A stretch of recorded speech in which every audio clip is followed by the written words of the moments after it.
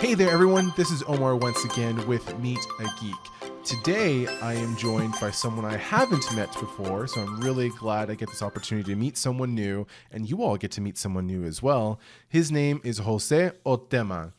Welcome to Meet a Geek, Jose. It's a pleasure meeting you. Hi, everyone. Cool, man. So let's just jump right into it, and let's talk about, who are you, Jose? I know me and you had kind of previously chatted on Slack about kind of like who I was, and I like to say that I'm an entrepreneur, an engineer, and of course Hokage, because you Yeah. know I'm really big into like anime and nerd culture, and it's a big aspect of kind of like who I am and my ninja way in a way. Yeah, I hear that. I hear that. Believe it. Exactly. And the reason I say that is that I've always had like an entrepreneurial mindset from an early age. I was flipping, Yu-Gi-Oh cards for money at 7 years old. Nice. So, Nice. I mean, if you guys are looking for a rare Yu-Gi-Oh card, Holla at your I'm your boy. guy. Yeah, holla at your boy. And then also like in the engineer part, we'll talk about it in a little bit kind of how I got to Geekdom, but I'm an avid kind of like tinker. I like to create things, and I like creating kind of like robots and things like that, and like 3D printing and a lot of that stuff. It ended up being my career field of choice. And then, of course, the entrepreneur part of me is, you know, kind of why we're all here at Geekdom, right? We all have that energy and that kind of like want to be part of something bigger. Yeah. All right, cool, man. Well, I'm glad to get to know you. I'm glad everyone else will get to know you a little bit more. So, Jose, tell us a little bit more about, what is it you do? Like you mentioned 3D printing, you mentioned tinkering and engineering. What specific, like what kind of things do you do for work? What time thing, like what are some of your hobbies? What do you do? Yeah, so um, I started my engineering degree about 4 years ago, and I actually just graduated this year back in Congratulations. May. Congratulations. Yeah, That's a great achievement. thank you. Yeah, so this whole kind of doing face to face via Zoom or webcams, that's the way I graduated. That's the way we walked across the stage. I joke about it where it's like you had to press the space bar, to walk across your virtual stage. Wow. This back in May. But yeah, I'm a mechanical engineer, and I've been really into robotics, and I have this vision of the future where stereotypical, right? I want the integration of robotics and humans to not be so polarizing, Hmm. and kind of, I have this vision of creating a work environment where humans and robots can interact, and there's not like this fear of, oh, robots are going to replace us, or robots are going to take over the world, or they're going to end up being, you know terminators. Yeah, that was the first thing that Right. came to my head. It was like, oh, this guy's a vision for the future. He's talking about Skynet, isn't he? The I mean, cloud. maybe. I mean, maybe we got to start advocating for Skynet, right? I mean, I mean, they do have a Skynet in China right now. Like it's literally called Skynet. And I think there was a dang. reporter that was interviewing one of the engineers there, and she's like, "Well, you know what Skynet is, right?" They're like, "Yeah, it's from the Terminator." Like, well, you know what happens, right? He's like, "Yeah, but it's not going to happen here." It's like famous last It wouldn't words. happen to us. Yeah, Exactly, right? yeah. It might have happened to them, but not us. Yeah, there was a movie about it. We watched it a dozen times. We know where the pitfalls are. We know what's going to happen. So don't worry. Yeah, I guess the only next reasonable step is a real life Jurassic World, right?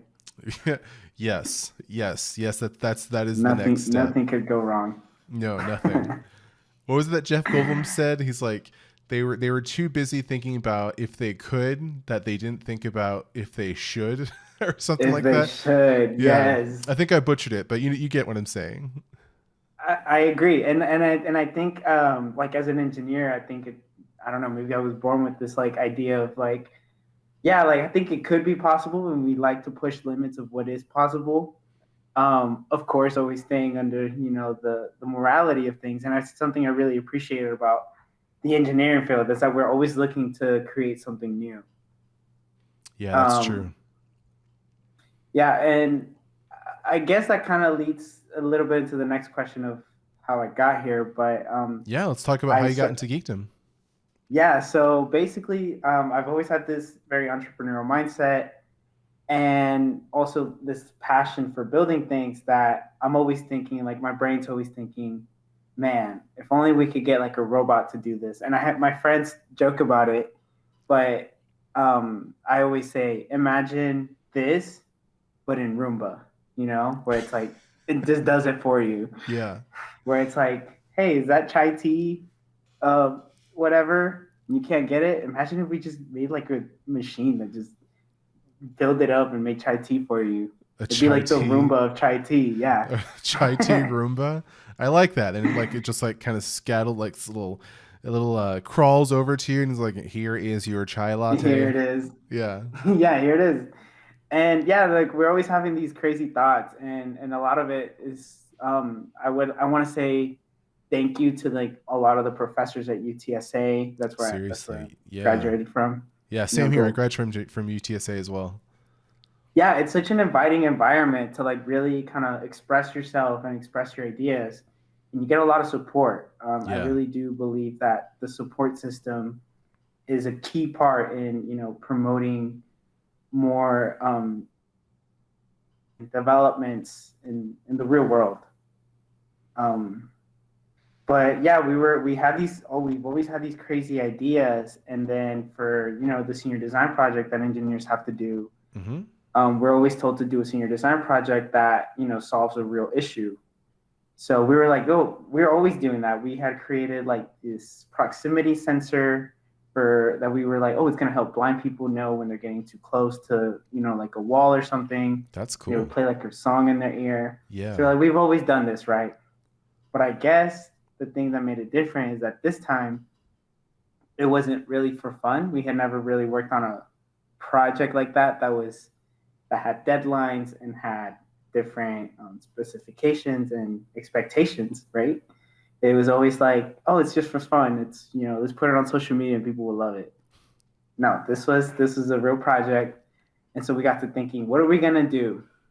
Um, and we didn't. We also wanted to do something that wasn't too crazy because I know sometimes projects are like, oh, we're gonna reach for we're gonna create a whole new system. It's gonna be crazy, and a lot of Yeah. times engineers overestimate their abilities, and I think I myself, do that a lot where it's like I overcompensate for what I think I can do, Yes. Yes. and I think you know what most I mean. engineers will do that. Yeah. A lot of engineers do that, yes. So you guys are hiring engineers, make sure they realize their shortcomings. Those resumes might be a little bit padded. Yes, yes, we definitely inflate just a tiny bit, That's right. I rounded but up my GPA to a 4.0. exactly, it's like 3.2, basically 3.5, which rounds up to 4, right? Yeah, like it's Closer side, positive thinking, of course. cup half full, exactly. Yeah. But yes, we wanted to stay within the margins because we know we only have like a year to complete this, Mm-hmm. and so a lot of times UTSA in the recent years has really been advocating kind of this entrepreneurial mindset towards engineers, which is hard, Yeah. right? Engineers are very, you know, they like their ideas and they're kind of strong-headed and they have this vision of what they want to do, and we're not really that great at working with other people. And UTSA has been pushing this entrepreneur idea in the sense that they want to partner you up with more business professionals in the industry and things like Geekdom. Mm-hmm. And that's kind of how I ended up at Geekdom. Is actually a gentleman by the name of Chad Webster. Mm-hmm.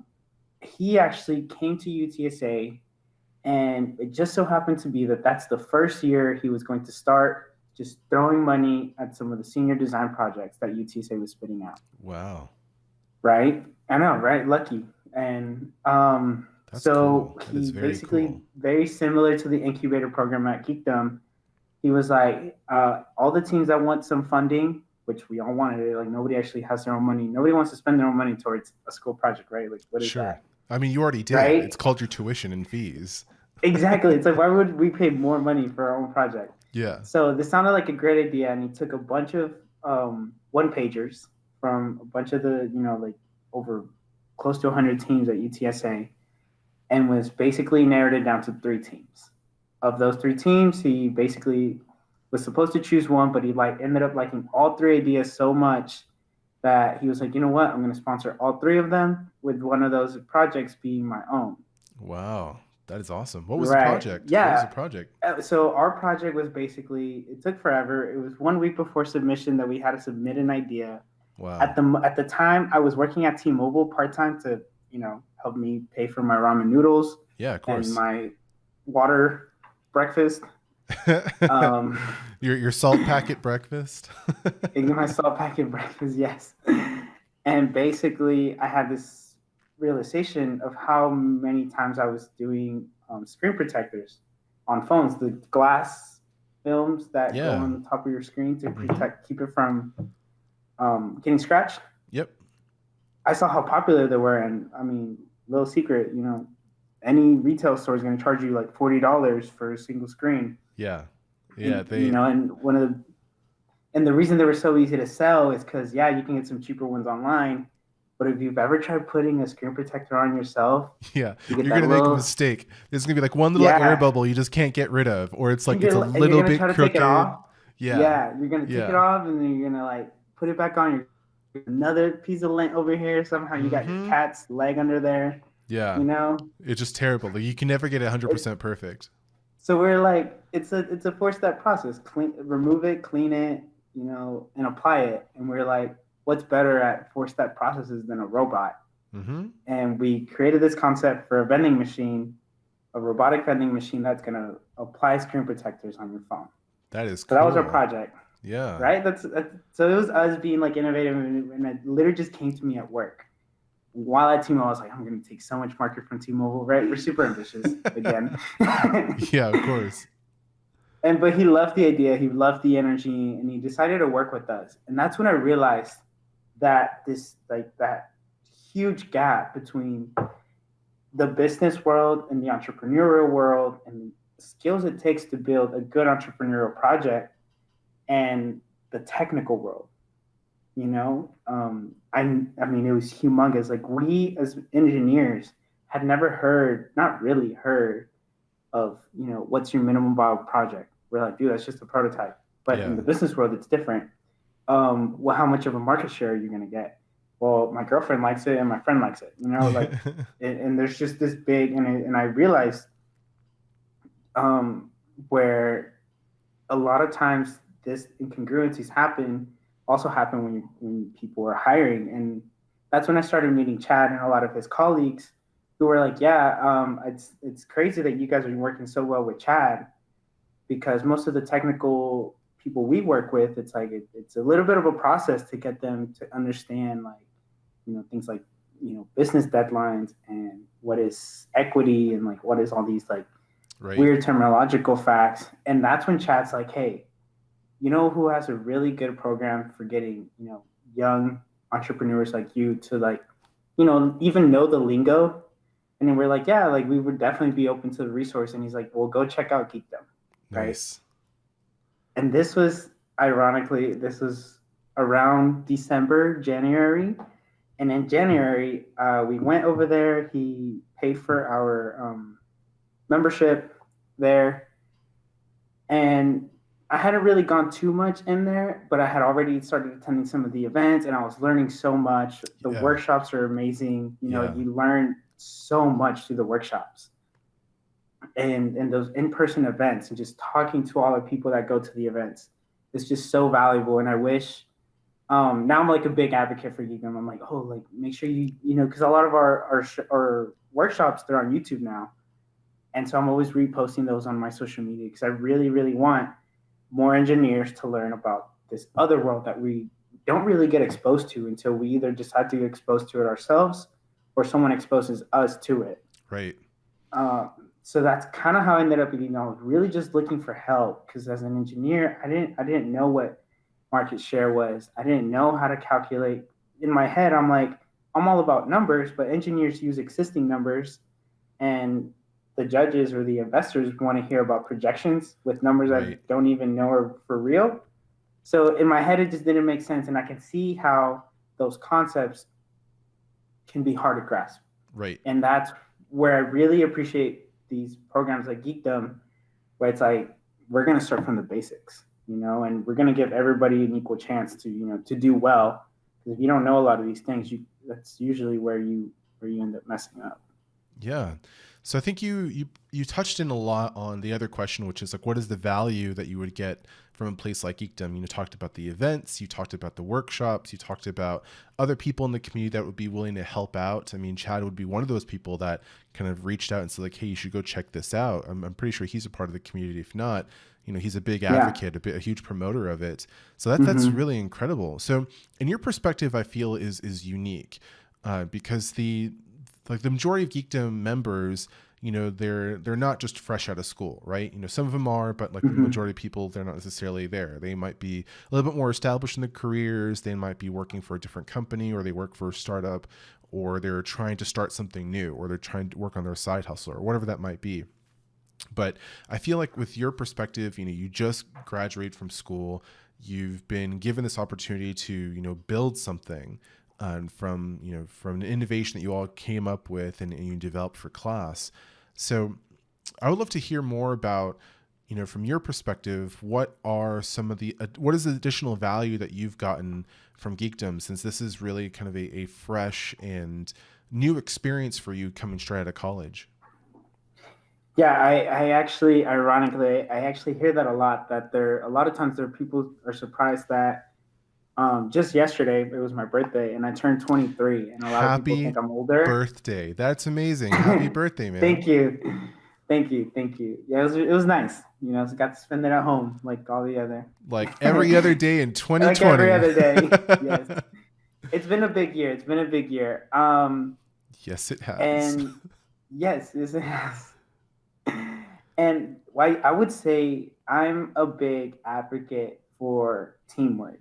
I think that's one of the reasons I was so inclined to work with Chad, and I was so inclined to go check out a co-working space, because the sheer thought of being able to work together on something that maybe I can see the end, but I don't always know how to get there.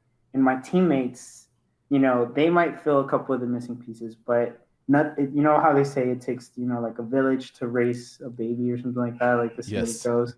Yes, it I does. in this case, my baby is this vision of a business that I want to have, Yeah. and it literally takes a village sometimes, because one mentor will connect you to another mentor, will connect you to another mentor, and you just start building this huge network of people you can truly rely on. And I think that's one of the things that maybe I was a little bit cynical in the beginning, that I was like, why are these people wanting to help me? I always like, I mean, do they want something in return? Yeah. Are they So I was a looking for little cynical in something? the Yeah. beginning. Yeah. And then as time progressed, it was like opportunities just kept happening. Like first it was this guy basically giving away money. No, he didn't even want equity. He really just wanted to start this kind of like entrepreneurial mindset within the engineering field at UTSA. Yeah. Then from there, he introduced me to people who did patents and were patent lawyers. And then he made us involved in the site competition, which is UTSA's version of an incubator Mm-hmm. competition, or business model competition. And yeah, like here I am, at 22 years old, senior year of engineering school. I thought I was going to want to, get a quick job, maybe in something in my industry. And now I'm on this whole different path where I'm like, I just really love the idea of starting something original and kind of creating a community here in San Antonio that adds to that. And hopefully one day I can also be not just a story of inspiration, but also be another Chad Webster for somebody else. That I'm like, Yeah. hey, I want to give you an opportunity to create something of your own, because I feel like there's just so much raw talent when you're fresh out of college, and a lot of people, how do I say, it's like no one ever pushes us to bring that out. or we don't know that we can bring it out, and that there's like this whole startup community in San Antonio. Because I mean, it's still a relatively new field, but San Antonio is becoming this really great place to start, tech startups. Yeah, And I feel like you're right. I really want to be that for somebody else in the future.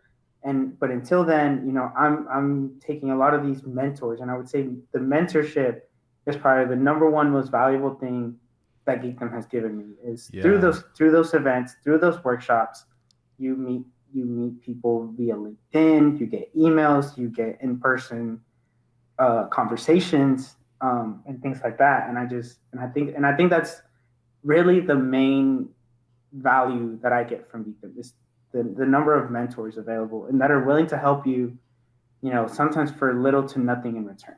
Yeah. Yeah, certainly. I know personally I've benefited from meeting a lot of different people at Geekdom and having those mentors. Having a mentor really drives you forward. It's somebody who can hold you accountable for things. It's somebody who can give you sage advice on things, or if they don't know something, they can refer you to somebody else.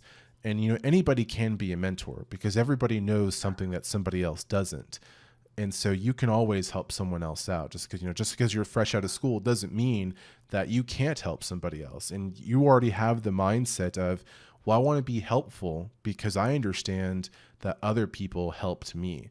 And I think that's incredible. Like, that's great. Like, you're a fantastic addition to the community, because that's the type of community that Geekdom wants to foster, is people helping people.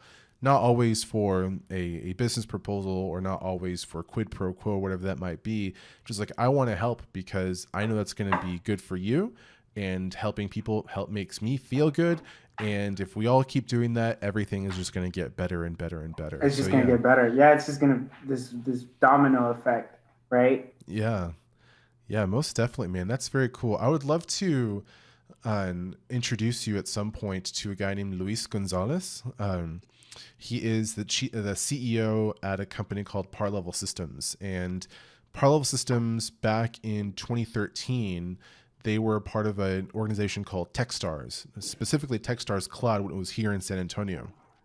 Right.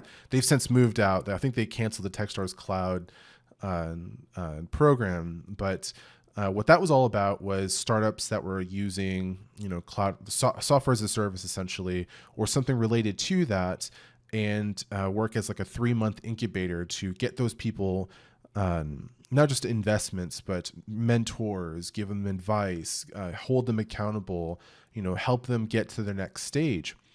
And so I worked with them back in 2013.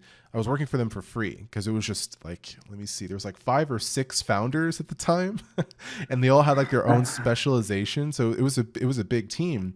But Luis and his team has grown that company from those founders and the guy that worked for them for free to, like, I want to say a little bit less, or maybe close to 100 people.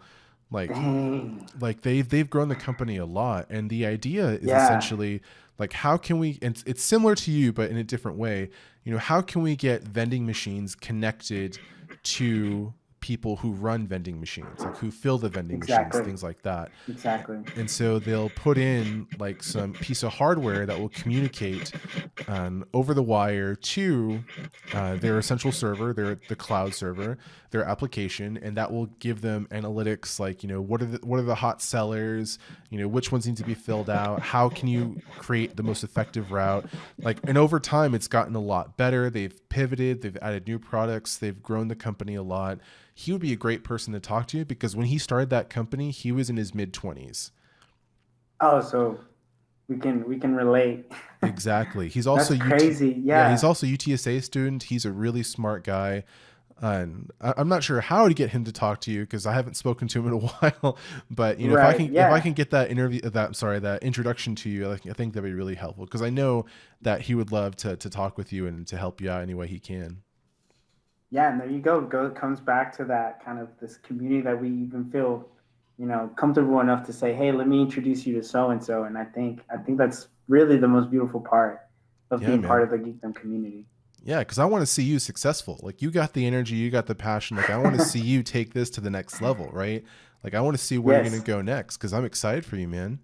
Yeah, and I always I'm from Mexico. I was actually born Hmm. in Mexico. So is Um, Luis. So is Luis. there you go. Yeah, I was born in Torreon, Coahuila, Mexico, and Okay. I moved here at the age of 7.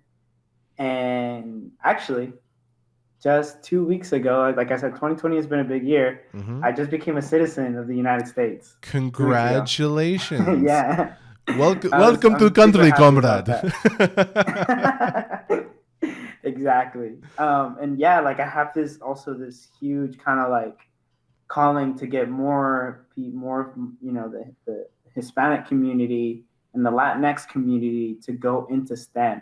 I definitely think there's some stigmas, in our culture that are like basically, if you're not good at math, you're not gonna make it. If you're not good at Yeah. this, you're not gonna make it. And I definitely think, being a good role model and creating these communities is more than likely the best way to incorporate more of the Latinx community and talent into, technology and entrepreneurship. Yeah. Definitely, man. So this is definitely the community for you. Like I'm really glad you're here because I you're gonna love get a it. lot of Yeah. that, and you're gonna help a lot of people too. Like I just know it. You're gonna continue on helping other people. So let's ask you another question.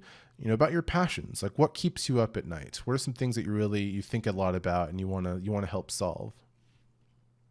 Um, I kind of mentioned earlier, I really want to help people solve how they view a lot of the technology that they interact with. Mm-hmm. I know there's like technology has taken a lot of has taken over a lot of aspects in our life. But when it comes to the industrial world, they're actually a little bit more behind than what we, as like what we call like the normal everyday person sees technology. So I mean, because think about it, if you're an oil production, you're in oil production, you don't want to be the first one to find out that this new technology doesn't work. You know what I Mm-hmm. mean? Yeah. But there's certain ways you can do this safely and intersection and do some intersectionals within different industries that can really benefit from the addition of automation. And Mm-hmm. it's really that, like, I truly have this passion for automation and removing the hassles of activities that we don't really think about so that we can focus on the things we should be focusing on. Sure. Yeah. And that can come into product. There's different productions, different manufacturing processes, and yes, a lot of has already been automated. But I would like to target more of the everyday consumer, which is one of those avenues would be through these robotic vending machines. Which I got a lot of these inspirations and ideas from the way if you've ever been to Japan, they have a kiosk for everything. Yeah. A vending machine for almost everything. Exactly. So something like that, and automation is just a big part of it. And that's like my technical, um, the things that keep me up that are like technical things like that about the automation side of it. And like I said earlier, is then there's this other side of the coin where it's like, how can I use technology and STEM and things like that to me I'm really passionate about, and I truly love the world of engineering and everything that comes with it. How can I include that into creating a better community that is more inclined to go into these STEM fields? And I mean, I always see job postings where it's like looking for, full stack developer. It's like looking for, it's like, why are these roles so, dry? And I think it comes down to a lot of, they just, me personally, I've just never even met a full stack developer, like who's going to tell me what a full stack developer is if I've never even met one or even heard Yeah. of one. So things like that, and I would like to have, I would like to find a way to, help more people see this world that they've never heard about. I don't know, call it allegory of the cave, right? Like, how do you know there's light Plato's outside if you've allegory of the never even known cave. light? Nice. Yeah, you went to Yeah. college. You went to college. Sick reference, bro. But yes, I've been doing a lot of it more through social media. I went from being just, like 500 users, 500 followers on my personal Instagram, and now it's, like, within just the past 3 months of saying I'm going to start being like this advocate for technology and advocate for STEM and entrepreneurship.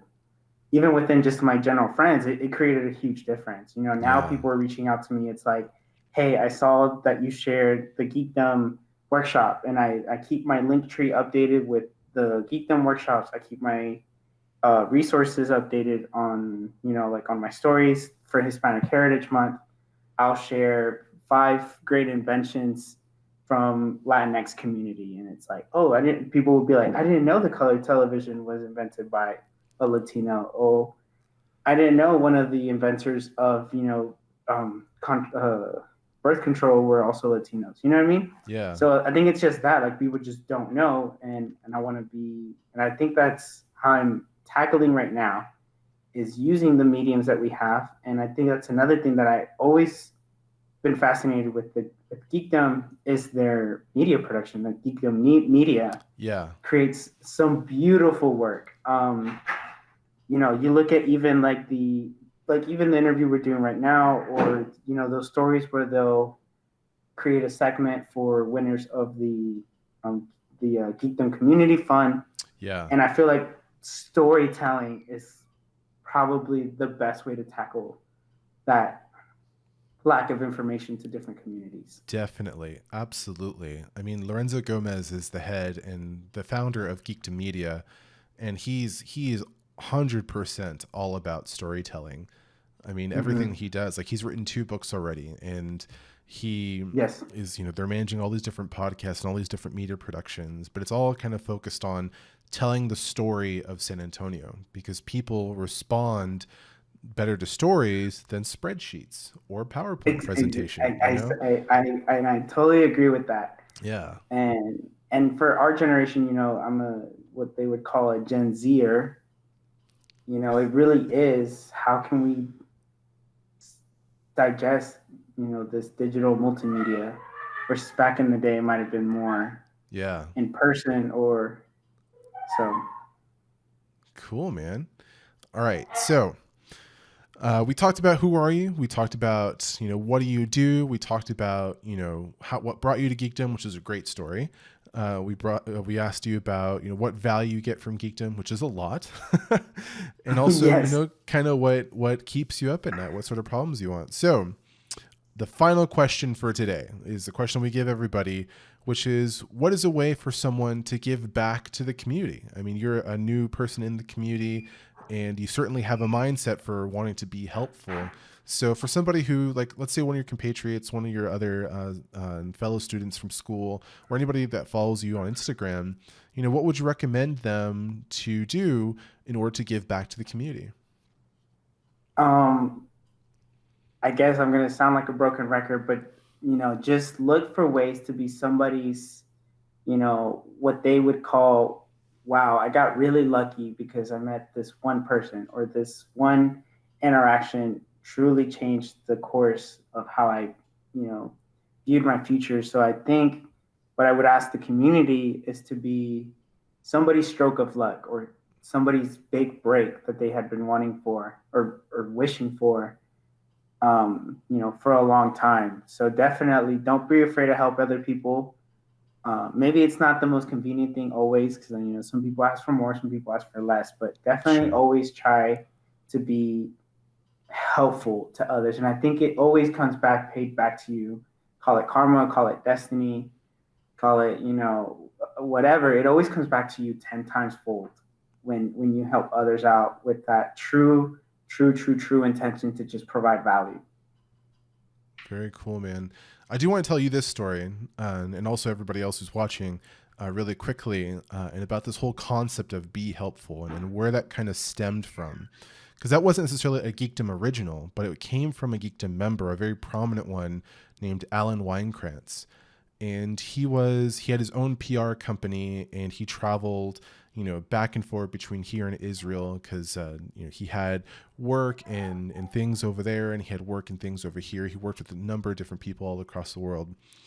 And he, when Geekdom was in the Weston Center, he had an office all to himself. And in the office, he had like a not a painting, but like a picture of I think it was like the Mac trash can from like the early versions of the Mac. He was an Apple fanatic, but his door was always open, and anybody can go walk in and they can talk to him and they can ask him anything. They can joke around. They can go get lunch with him. He had an open door policy. And when he was out in Israel doing his business, his door was still open. So people can go in and they can use his office for whatever they needed to use it for.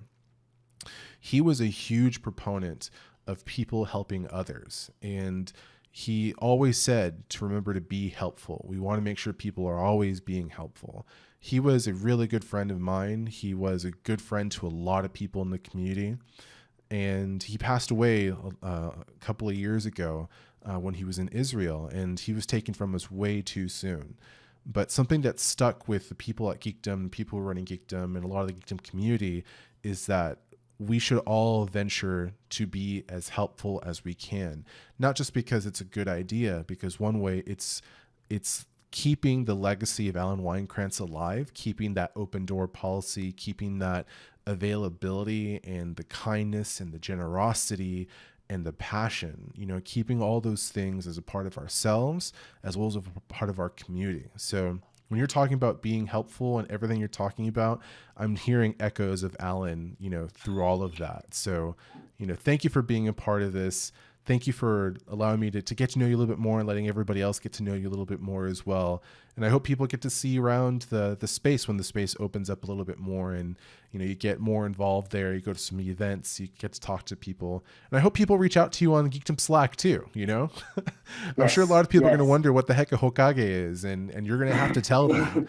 We will have that conversation. Yeah, you will have to tell them what that means. I can't wait. Actually, please ask me. Yeah. Make sure you ask him. If you don't ask him, I will demonetize my own video. I don't know. I'm not charging money for these. Like, I don't make anything from this. I'm just doing it because it's fun. But cool, man. All right. So thank you, Jose, so much for being here and for sharing your story and for sharing your passion with the entire community here. And thank you all for watching this video. I do hope you reach out to Jose and say hello.